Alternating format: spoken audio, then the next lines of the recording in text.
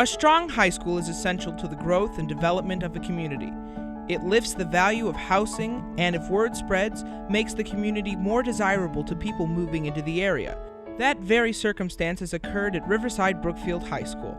An amazing series of events has lifted the high school higher than it has ever been and brought national attention.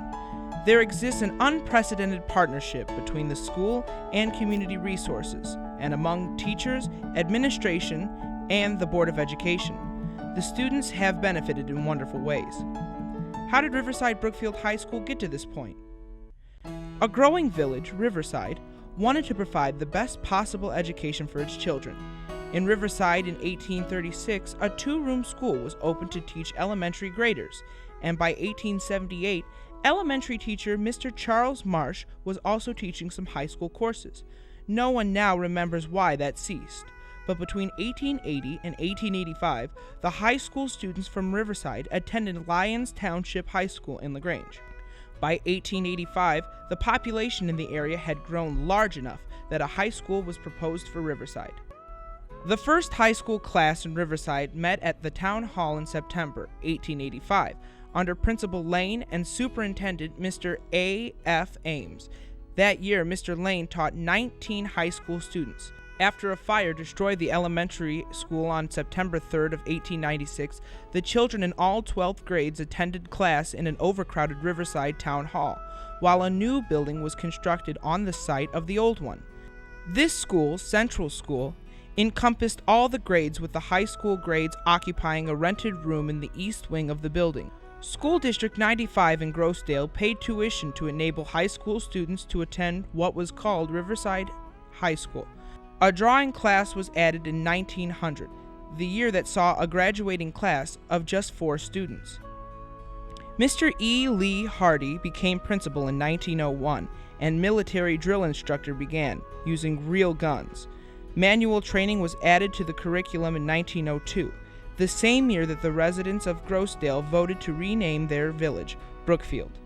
Physical education was started in 1904, and home economics in 1905. In 1906, Mr. T.H. Ziegler was named principal, and soon the graduation standards were raised to 16 units of credit.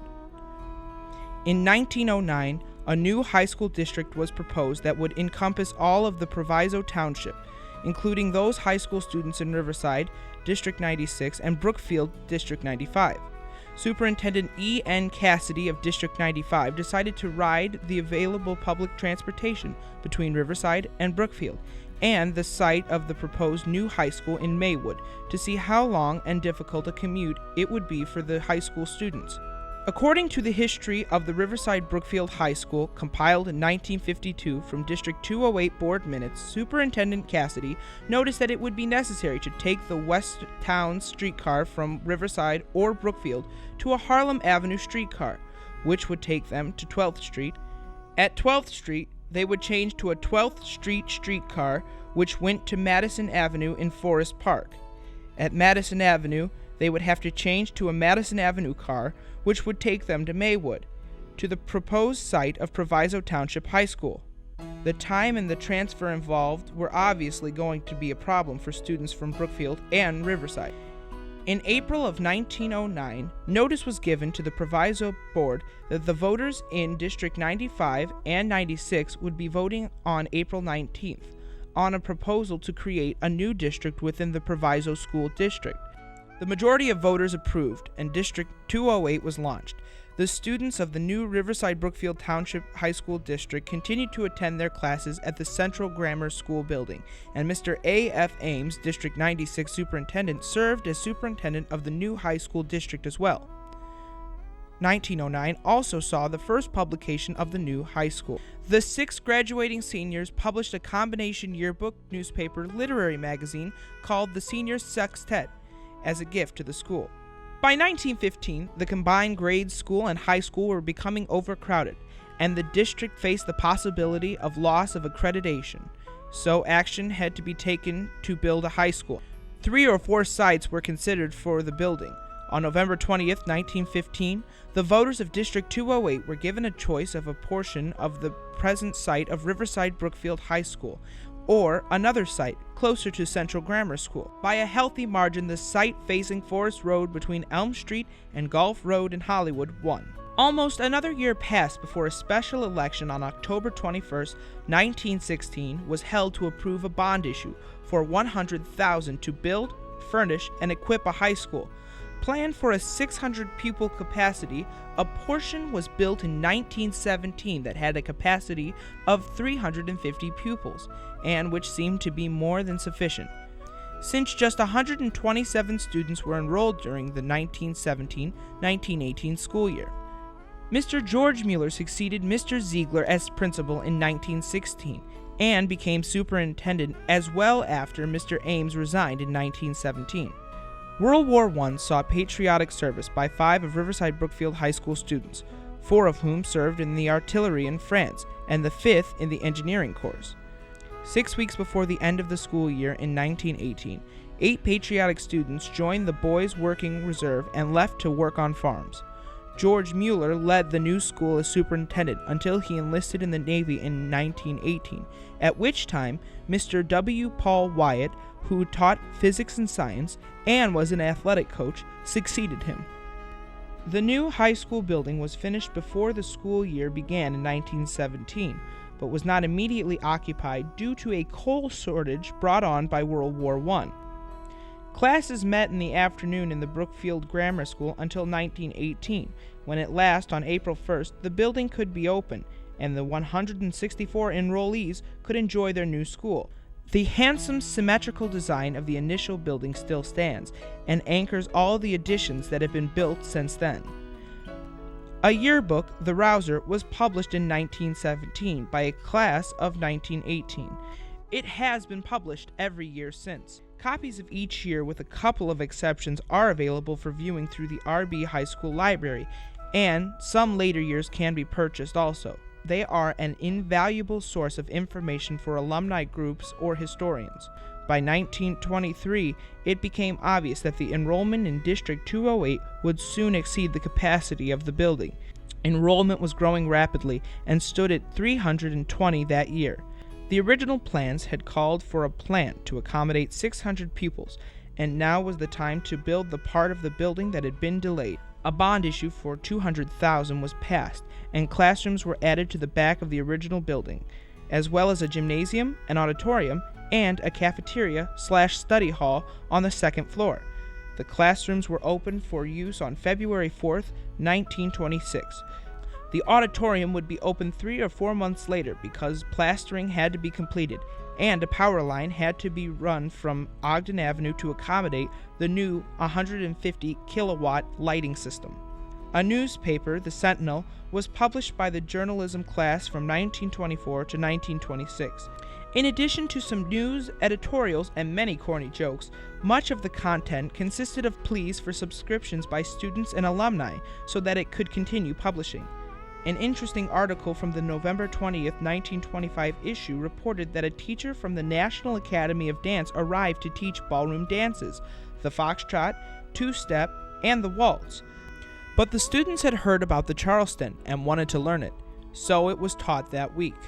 A story in the next issue noted that the Charleston was less popular than had been feared, and the students were still dancing the older, more sedate dances. The Sentinel ceased to exist in 1926 due to the lack of advertising and subscriptions. Dr. Wyatt was succeeded as principal in 1927 by Miss Grace Tyler, who had been a teacher in the English department. By 1928, the rapidly growing student body, now numbering 550, required the division of the second-floor study hall into 3 classrooms.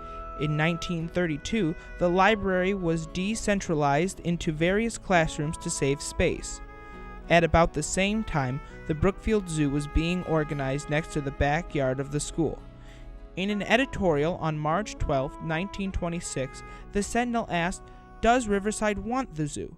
The piece explained Miss Edith Rockefeller McCormick's gift of 8.3 acres of land and outlined the advantages of the zoo to the surrounding villages. It even speculated that an elevated train might eventually run out to the zoo, bringing throngs of people to the area.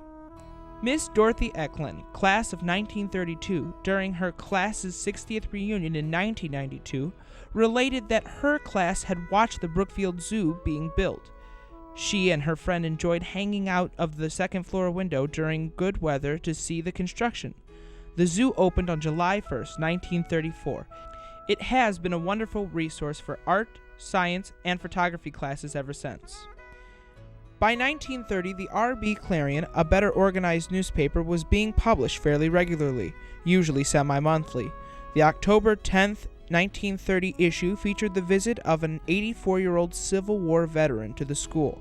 Mr. Glenn K. Kelly became principal in 1932 and led R.B. through some of the worst Depression years. Before he left in 1939, his title was changed to superintendent. The Depression was especially bad in 1933 and 1934, and the enrollment of R.B. was steadily increasing. Funds that were to come from the state of Illinois were overdue. Money became so scarce that it was feared the school might have to close. Emergency steps were taken. Tax anticipation warrants were sold, as well as merchandise coupons.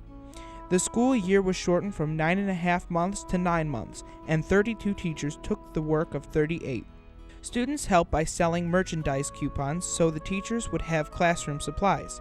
Some merchants accepted tax warrants and coupons in lieu of banknotes. A plan was launched that allowed students to attend school activities for about half of the previous cost.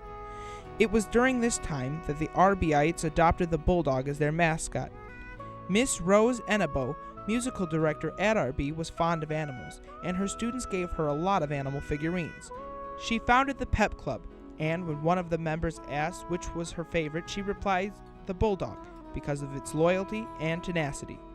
The Pep Club adopted it as its emblem, and it soon became the mascot for RB. Throughout several of the Depression years, the yearbook The Rouser was published in 2 editions. One was hardcover for those who could afford it, and the other was paper-bound. The content was identical in each. A payment plan was available for those who wanted to pay in installments, and the Clarion printed reminders when payments were due. A look at the copy of the Prospectus of Required and Elective Courses from April 1936 reveals how much the academic program at RB had grown in the 27 years since its inception. 8 departments were listed: Commerce, English, Foreign Language, Home Ec, Industrial Arts, Mathematics, Music, and Science. Physical education was required for freshmen, sophomores, and juniors. A house planning class for girls was included in the industrial arts offering, in addition to many classes for boys. 39 suggested courses of study were listed which would lead the students to their goals of college, technical school or entry into commerce, industry, or homemaking directly from high school. 1936 saw an enrollment of 900 students who crowded into classrooms designed for 600 students just 11 years before. Students had to attend in 2 shifts, the upperclassmen meeting from 8 a.m. until 2 p.m., and the underclassmen from 10:25 a.m. until 4 p.m. The situation was becoming desperate, and additional land was needed for expansion. Talk had begun in 1930 between the school district and the Cook County Forest Preserve for a land exchange. It took a number of years to complete. In 1938, a trade was negotiated between the Cook County Forest Preserve and District 208 to exchange land from the east end of the school for the football field north of the school. A parking lot which was used by the Brookfield Zoo and was dedicated as Elm Street lay immediately to the east of the building. It was vacated, which cleared the way for an expansion that added 10 new classrooms. The class of 1938 witnessed groundbreaking for the 2 new wings in December of 1937, but the addition was not finished in time for them to use it. In the meantime, certain staircases were designated one-way to speed movement during breaks between classes. Partly financed by money from the Public Works Administration and the rest from a $200,000 bond issue, the addition housed English, Foreign Language, and Social Science departments. A 1-story wing was home for industrial arts. There was now room again for a centralized library, and new furniture, including round tables with shelves for students' books and new chairs, made it comfortable. In 1939, Mr. I.E. Haybick became superintendent. As science teacher, science department chairman, dean of boys, and assistant principal, he had witnessed all the changes to RB since the completion of the original building in 1918. Homecoming in 1939 was a gala affair celebrating the 20th year of District 208 Riverside Brookfield High School. 27 clubs and organizations entered floats in the parade, which traveled a circuitous route through the villages of Riverside and Brookfield. On November 20th, 1940, the Board of Education purchased land on the west side of Gulf Road in Brookfield for an athletic field at a cost of $47,000. 2 of the houses on the property were demolished, and a third moved to the rear of the high school to serve as a laboratory for the home economics department. It was called the cottage or the bungalow and provided a place for home economics students to host teas and other special events. By 1940, the enrollment had increased to 1,040 students. But subsequent years were to see a gradual decrease in attendance caused by a decreased birth rate during the Depression, until it hit a low of 832 in 1949. 6 students entered the Marines at the beginning of World War II. By the end of World War II, more than 100 alumni had served and 42 had been killed. Many of the school activities during the war years were directed at helping the war effort. Within 38 days after the official declaration of war, avenues were opened for contributing at RB. Defense stamps were sold for a dime to raise money for the armed forces. When one filled a special book with the stamps, he could turn it in for a war bond. Competition between classes for the most stamps sold ramped up the excitement. Many volunteered for relief work with the Red Cross, which ran first aid classes that became a requirement for upperclassmen. Groups of students from RB also participated in scrap drives. They collected books for the Victory Book Campaign, which was started by the American Library Association, the Red Cross, and the USO in 1942 to provide reading material to the GIs far from home. Keep 'em smilin', keep 'em reading was its motto. Second semester classes in 1943 included one in agriculture to teach fundamentals of farming to students who were going to spend weekends and summer helping local farmers. 50 boys signed up for the program. Patriotic efforts became so numerous that they were consolidated under a War Activities Commission run by Superintendent Haybick. A separate organization, the Victory Corps, ran the War Bond Drive. Patriotic sports shoes were a popular clothing choice. White with a blue saddle and red soles, they sported tri-colored shoelaces. Gray recycled paper and non-rubber erasers in the classroom reminded students daily of the war effort. And while all this was going on, classes met, new clubs were organized, the sport of wrestling was initiated, annual TB tests were given, and improvements continued at the cottage, many of them completed with the help of Mr. Shuey and the industrial art students. By the fall of 1943, a new football field, a quarter-mile track, 6 tennis courts, and a girls' hockey field were constructed on the property that had been purchased earlier on the west side of Gulf Road, but stadium construction would have to wait until after the war.